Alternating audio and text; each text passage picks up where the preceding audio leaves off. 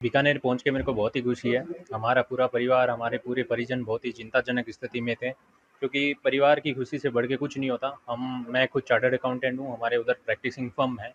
जब हमारा परिवार इतने संकट समय में पूरा दुखद घड़ी में है और हम वहाँ रह सकते थे, बट हम कैसे करके हमारे परिवार की चिंता को देखते हुए हम वहाँ आए। कंटिन्यूअसली मिसाइल्स आने लगे और हमारे बिल्डिंग के सामने कम से कम 3 से 4 डिस्पोज़ हुई है और एकदम पास में गिरा, एक होटल के ऊपर भी गिरा। तो वो उसको देख के हम बहुत भयभीत हो गए थे। करीबन ये हम रात को उस रात पूरी रात नहीं सो पाए और जैसी स्थिति में थे हम अपना पूरा घर ऐसी स्थिति में खुला छोड़ के आए, क्योंकि दुबई बहुत ही सेफ कंट्री है। हम कुछ भी साथ लेके नहीं आए, हमारा पूरा डॉक्यूमेंट्स, हमारे पूरे सामान, सब कुछ घर खुला पड़ा है हमारा उधर। हम वैसे तैसे करके वहाँ से निकले दुबई से और सुबह ये डिसीजन लिया कि हमें यहाँ निकलना चाहिए एनी हाउ। तो हम वहाँ से दुबई यूएई का बॉर्डर क्रॉस किया और ओमान पूछा।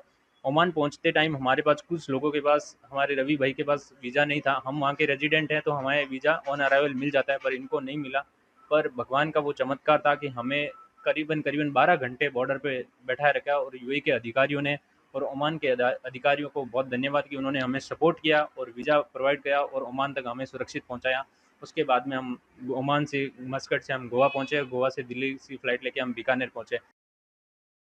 वहाँ के मंजर देखकर हम लोग बहुत घबरा गए थे, क्योंकि हमने ये हमारे जीवन में कभी भी ऐसा युद्ध का कार्य हमारे बीच में हमने देखा नहीं, पड़ा नहीं।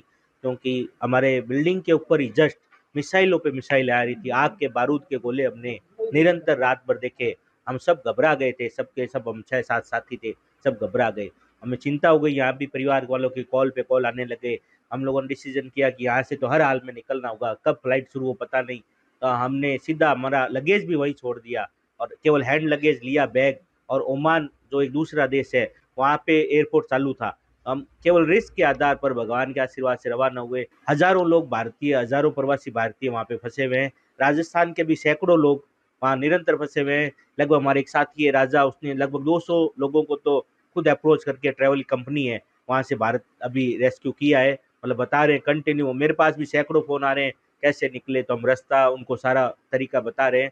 बाकी अब भगवान ही सबका सपोर्ट करे, या भारत सरकार को चाहिए कि वो प्रवासियों को कैसे उनको हेल्प कराए, उनको भारत लाने में, राजस्थान लाने में मदद करे। ये भारत सरकार को इस पर कदम उठाना चाहिए।